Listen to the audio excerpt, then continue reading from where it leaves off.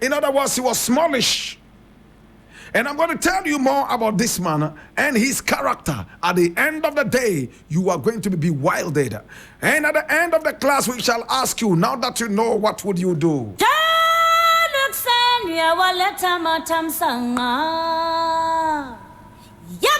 Now, Jean Bidel Bokassa was born on the 22nd day of February in 1921. Oh yes, 22nd day of February in 1921. Oh yes. And he was one of 12 children born to his father, who was a village chief. In fact, a local village chief. And his name, my brother, my sister, was Mindogon Mufasa. Mindogon Mufasa. That was the name of the father of Jean Bidel Bokassa. And at birth, he was simply called Bokassa. We will find out how he came by the name Jean Bidel. But his father was a village chief. And he was the village chief of a place called Bombangui. Bombangui. Bombangui is spelled B-O-B-A-N-G-U-I. Bombangui. My brother, my sister, right there in the Central African Republic. Remember, the capital of the Central African Republic is Bangui. But this village is Bombangui. Bombangui. That was where he was born on the 22nd day of February in 1921. His father was a village chief by name Mindogon Mufasa, and his mother was a housewife by name Marie Yokowo. Marie Yokowo, or what you say, Marie. In French, we say Marie. Marie, just as we say Paris, and you say Paris, we say Paris. Repeat after me, students, Paris. Paris, that is the correct pronunciation.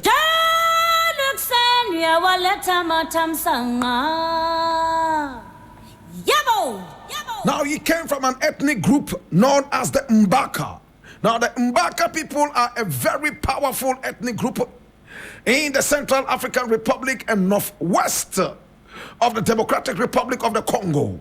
Now the Mbaka people speak the Mbaka language and have a population of about 500,000 people as it stands right now. 500,000 in the Central African Republic and the northwest part of the Democratic Republic of the Congo.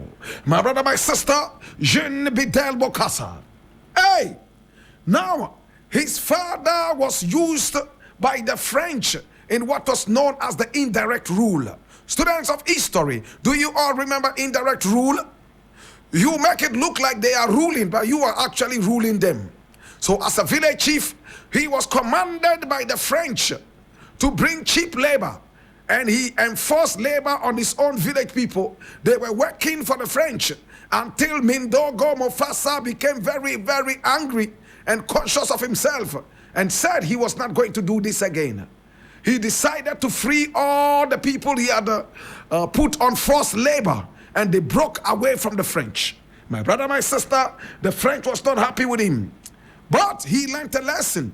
He had 12 children, and one of those that he truly liked was Bokassa. And he decided that Bokassa should go to school and study French grammar, and also be able to speak French like the white man, so that he would also be regarded and respected by the French. And he might be put in a position that will be high enough for people to respect. My brother, my sister, so they took him to school in the French Equatorial Guinea, my brother, my sister. And then he also went to school in Bangui.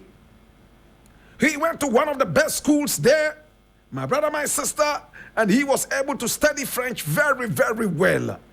And whilst he was in school, he loved a French grammar book written by the author Jean Bidel. Jean Bidel. Jean Bidel. Correct pronunciation. Jean Bidel. In English we say Jean. In French we say Jean. Jean. Jean Bidel. Jean Bidel. So he loved the book so much that his teachers decided that they will name him Jean Bidel. Jean Bidel. So he became known as Jean Bidel Bokassa. Jean Bidel Bokassa.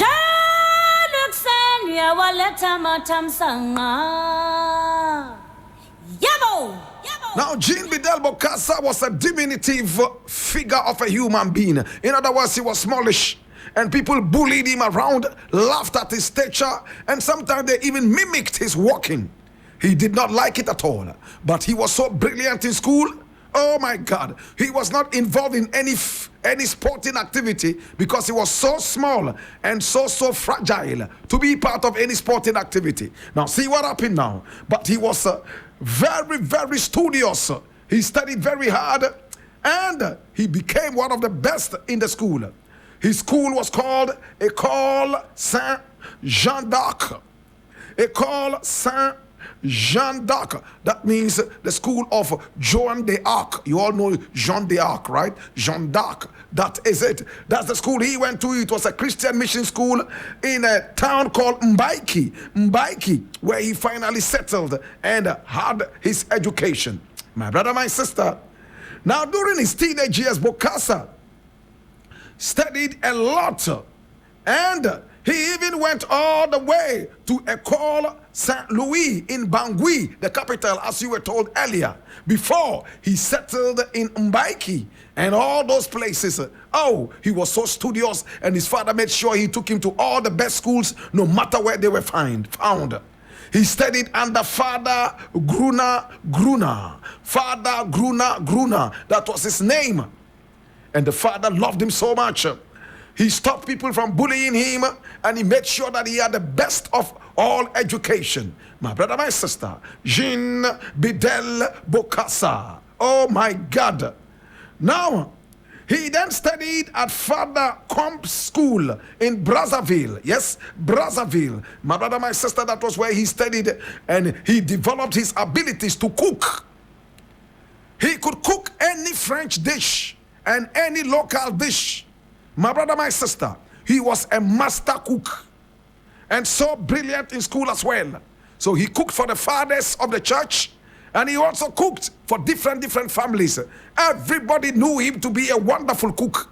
And whilst he was cooking, he was learning some very, very important things of life. And I will tell you that very, very soon. Now, after graduating in 1939, oh, God have mercy. In 1939, how old was Jean Bidel Bokassa? He was only, my brother, my sister, 17 years old. 17 years old. Gradually moving into 18 years old. My brother, my sister, he graduated. And when he graduated, he knew it was time to take action.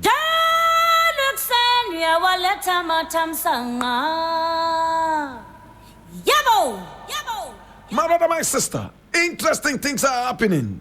Oh my God. Hi. Now, interesting things. I'm going to tell you this. Yes. Now, Jean Bidel Bokassa, at the age of 6, some calamity befell him.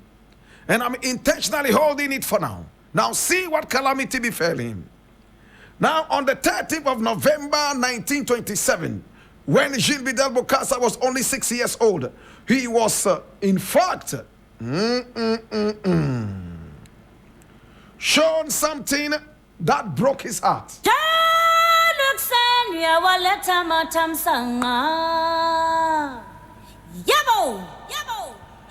His father was beaten to death right in front of him.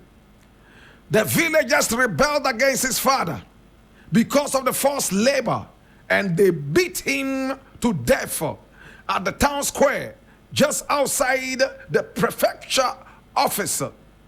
Now, a week later, Bokassa's mother, unable to bear the grief of losing her husband, also committed suicide when he was only 6 years old.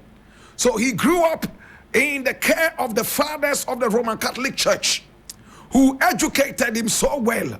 Because of the death of his father, he was moved from one school to the other until he settled with Father Gruna, who took care of him. He learned how to cook, and he was so humble and so respectful. My brother, my sister, something interesting also happened in his life.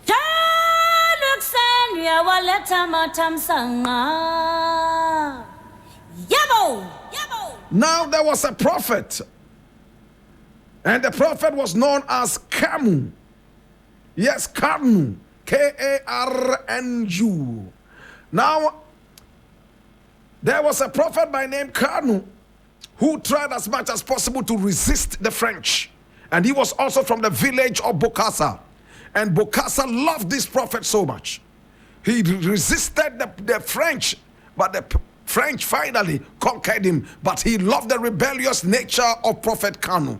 And growing up, he put it in his mind that this was his mentor and he would do everything possible to also rebel against the French.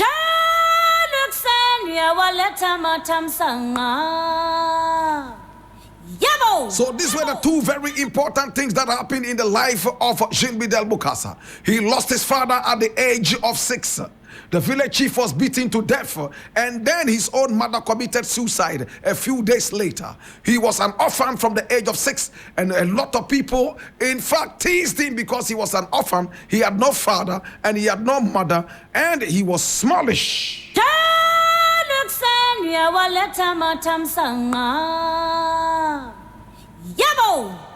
In 1939, 2 years after he graduated from school, Jean Bidel Bokassa decided during the Second World War to join the military. Oh yes, and he was enlisted while serving in the 2nd Battalion de Marche. That's the 2nd Battalion de Marche. Bokassa became a corporal in July 1940. He was how old at the time? 19 years old. And there's a young photograph of Bokassa right here that I'm looking at. And then he became a sergeant major in November the following year, 1941. Now, after the occupation of France by Nazi Germany, he served with an African unit of the Free French Forces and took part in the capture of the Vichy government capital in Brazzaville on the 15th of August, 1944. He participated in the Allied forces landing in Provence, France as part of Operation Dragoon. Dragoon, not Dragon. This is Dragoon. Dragoon. Operation Dragoon. My brother, my sister, it happened in France. And he fought so much. My brother, my sister, he was a very powerful soldier. And he did all he could, my brother, my sister, to be able to train himself and be ready for what he had put his mind on. And what was that? To become the leader of his nation one day.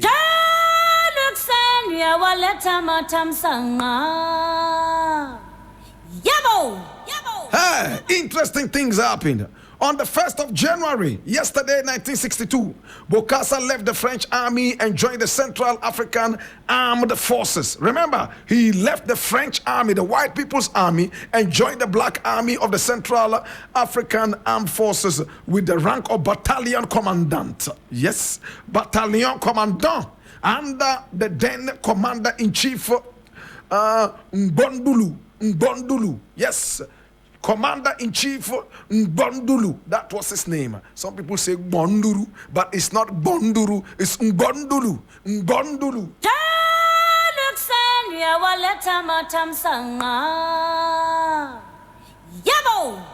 Now, one thing that you need to know, students, is the fact that Jean Bidel Bokassa was a cousin of the Central African President David Dacko. He was a cousin to him, in fact, and he was a nephew of Dacko's predecessor, Barthélemy Boganda. So he also was linked to the presidency in one way or the other, family-wise. But look at what happened. Bokassa was given the task of creating the new country's military. Listen to this. It was a very bad mistake by the president, David Dacko. He put his own nephew in charge. In fact, his own cousin in charge of building the army of the country because of his experience. Hi! Over a year later, Bokassa became commander-in-chief of the 500 soldiers of the army that he trained.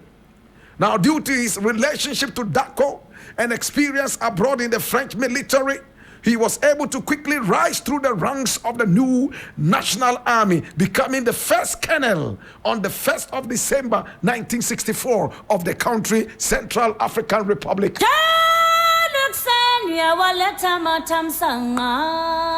this now. Hey, Jean Bidel Bokassa. He was able to train more and more people, and they gave him their allegiance and loyalty. Hey, not knowing he was preparing to remove his own uncle. See what happened now? Hey, now his uncle's government, that's David Daco's government, faced a number of problems during the 1964 and 1965 years when the economy experienced stagnation. The bureaucracy was falling apart, and the country's boundaries were constantly breached by Lumumbists, people who supported Lumumba.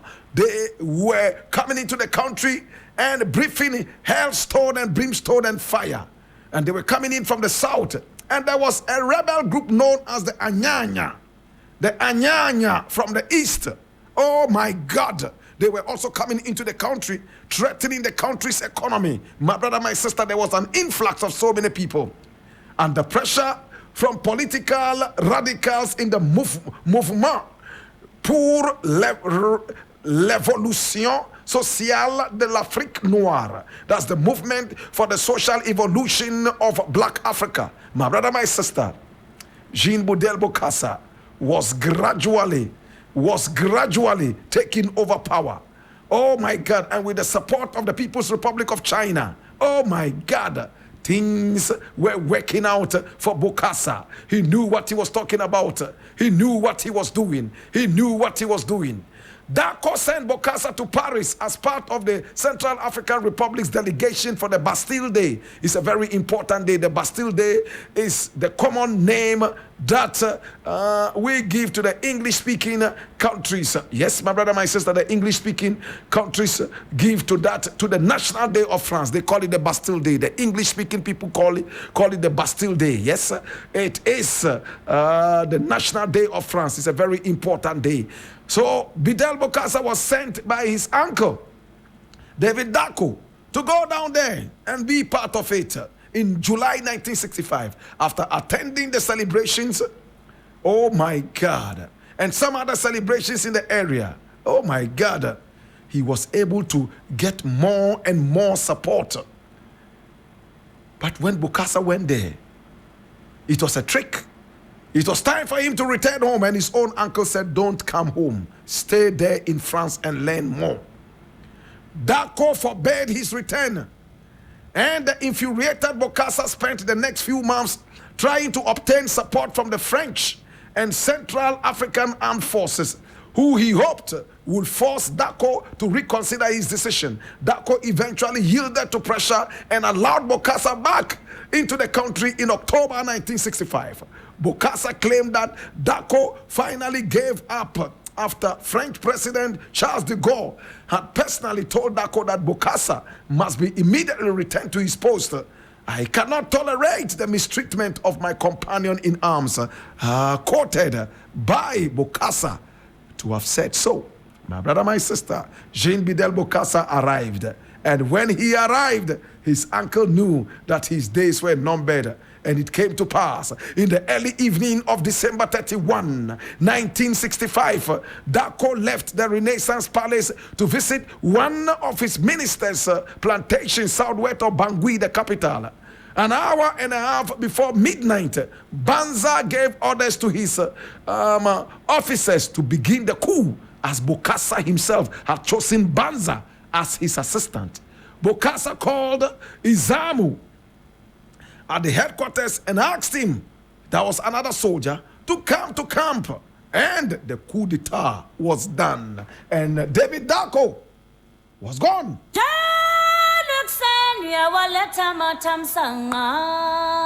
The president was arrested by soldiers patrolling his area, and then they took him into detention. And Jean Boudel Bokassa became the new leader of the Central African Republic. And that was when all hell broke loose.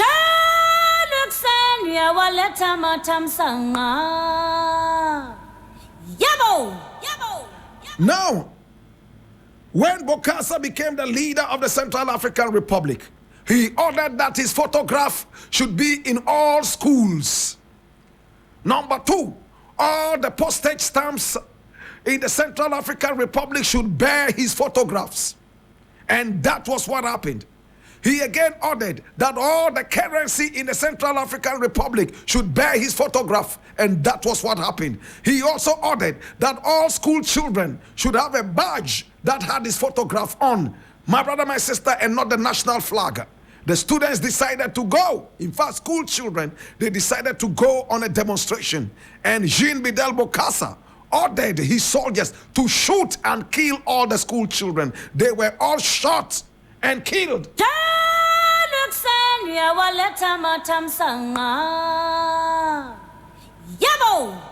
Oh my God. That was not the end. Jean Bidel Bokassa also ordered men and women between the ages of 18 and 55 to provide proof that they had jobs, or else they would be fined or imprisoned. So if you are between 18 and 55, you must have a job. If you don't have a job, you go to prison. That was what he said. But were jobs available or not?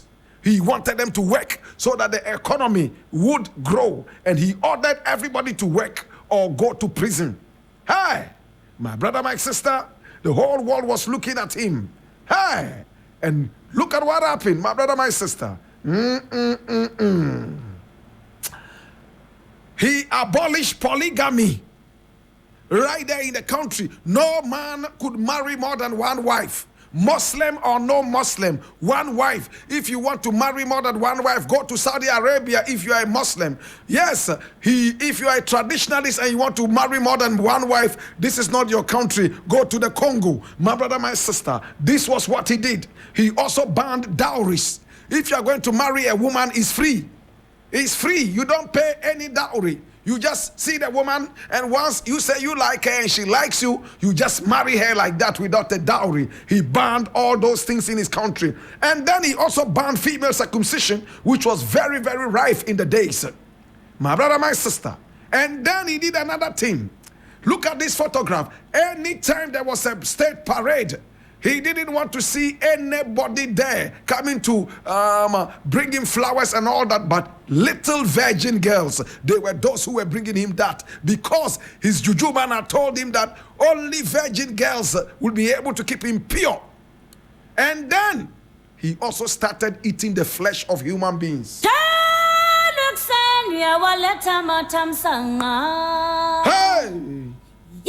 Jean Bidel Bokassa started eating human flesh. Anybody he killed, he will stock that in the fridge, cut it into pieces, and eat it like chichinga, fried with jollof rice. My God. He became a cannibal. All because his juju man said that to prevent attacks, spiritual attacks. My brother, my sister, it was believed in the country that no bullet could penetrate his skin. And in public, he will boast of his power, his prowess, and energy, spiritual energy. Jean Bidel Bokassa.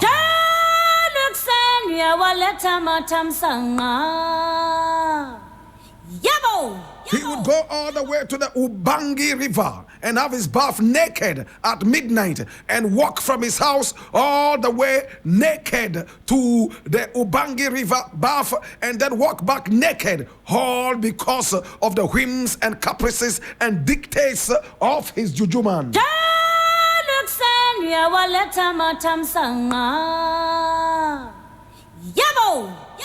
But he could not get international recognition. All countries were running away from him. Then all of a sudden, he decided that his country was no more a republic. He changed it from a republic to a kingdom. He was no longer called Jean Bidel Bokassa. He was now called Bokassa the First, Emperor Bokassa the First.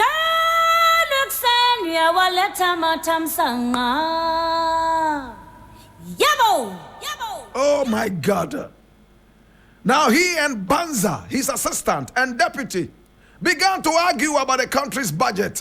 And that was when Bokassa realized that, fire they come. My brother, my sister, China decided to withdraw. Oh yes, many more countries decided to withdraw. Countries that supported him hitherto were all beginning to withdraw. On the 12th of April, Banza presented his case before a military tribunal at Camp de Rouge, where he admitted to his plan to overthrow Bokassa and even to kill him. He was sentenced to death by firing squad, taken to an open field behind Camp Kasai, executed and buried in an unmarked grave. My brother, my sister, many of the soldiers who tried, he shot and killed them and ate their flesh like chichinga. Yes, like chichinga.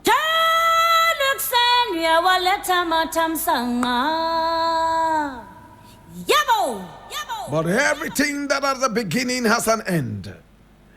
By January 1979, French support for Bokassa had all fallen out and eroded, and all the people he had massacred, their families were beginning to rise, their children were growing and ready to revenge. The final straw came from when Bokassa tried to force all students in the country, all students, after he forced the little children and they refused.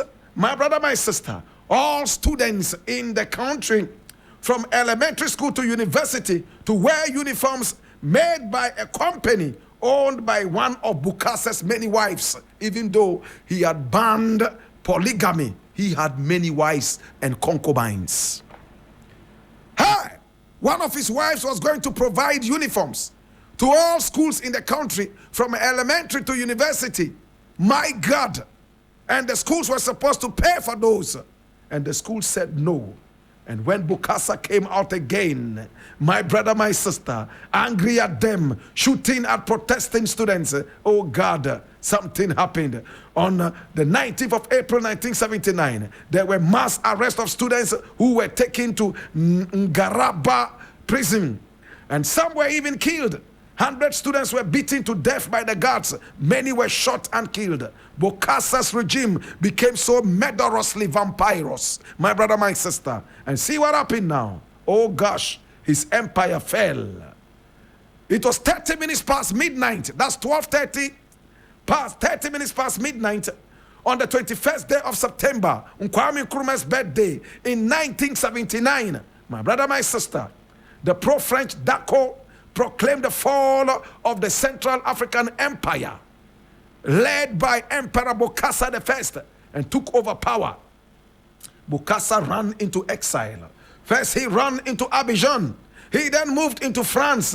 And then, finally, he returned to his own country some years later. And then, he was taken to court and imprisoned for a few years. And then he was released in 1993. He died 2.5 years later in 1996 as a free man in one of his mansions in Bangui.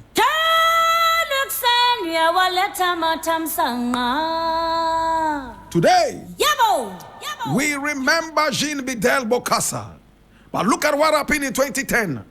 In 2010, President Francois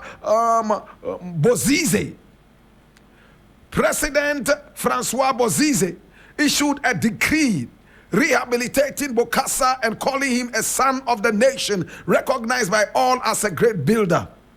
The decree went on to hold that the rehabilitation of rights erases penal condemnations, particularly fines and legal costs, and stops any future incapabilities, my brother, my sister, and incapacities that result from them. My God have mercy. But the country stood against it and still saw Jean Bidel Bokassa as a very terrible dictator. Today we remember the man who died at the age of 75. In 1996, Jean Bidel Bokassa, the cannibal, the bloodsucker, the murderer, the bloody Emperor Bokassa I. He changed his country from a republic to an empire, and he became the very first emperor. He was the first colonel of the Central African Republic. At the age of 6, he lost his father and mother. And his mind was that he would grow up to be like the prophets who fought against colonialism. Jean Bidel Bokassa. Jean Bidel Bokassa. He died and went straight to hell. He is presently resting in the hottest part of hell, being sodomized by Satan. My brother, my sister, Jean Bidel Bokassa. And interestingly, when he was overthrown, his own cousin, who used to be the president, Dako, David Dako, was brought back to take over. Today we remember you. Wherever you are in hell, we remember what you did to our citizens right there in the Central African Republic. We remember your vampirous and murderous regime. We remember how many people you killed in cold blood. We remember the stealing. We remember the murder. We remember the draconian rule. And we remember your regime. Today we remember you, Jean Bidel Bokassa. Tutu Bovi, Papa Mula Homeo, Mama Mula Homeo, how naima vigne, Banum Banum Po. And in the burden of knowledge, I ask you now that you know what will you do. Be an any olea mini oba fe zuna kagane mezaka yine. Ye papango bokaya nung fifia ye nyanu kai na wabana enwe be den lele anjima singa be kunne lele anjima singa beri.